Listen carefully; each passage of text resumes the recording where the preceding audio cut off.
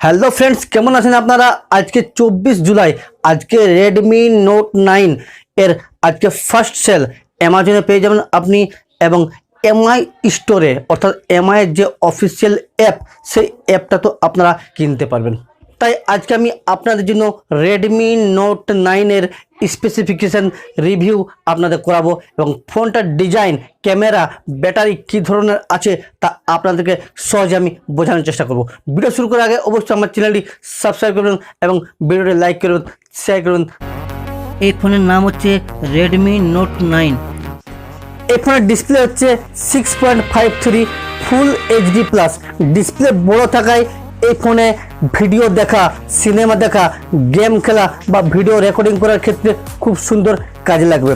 এবং full HD plus, আপনার full HD plus থাকায় সিনেমা বা নিউজ দেখতে খুব সুন্দর লাগবে এবং গেম খেলতে এটা খুব সুন্দর লাগবে, বা অন্যান্য কাজ করতেও এই ফোন খুব সুন্দর লাগবে। বড় স্ক্রিন এবং ফুল এইচডি প্লাস। র্যাম, এই ফোনের র্যাম হচ্ছে 4GB একটা এবং আরেকটা আছে 6GB।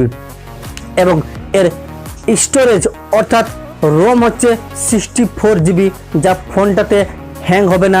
র্যাম বেশি থাকায় এই ফোনটাতে অ্যাপস বেশি লোড হবে এবং হ্যাং হবে না।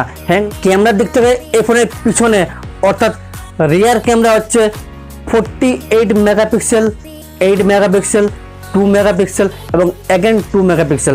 ফ্রন্ট ক্যামেরা অর্থাৎ সেলফি তোলা বা সেলফি ভিডিও বা ইউটিউব ভিডিও বানানোর জন্য এইসবের ক্ষেত্রে 13 মেগাপিক্সেল, যা হাই ডেফিনেশন, খুব সুন্দর।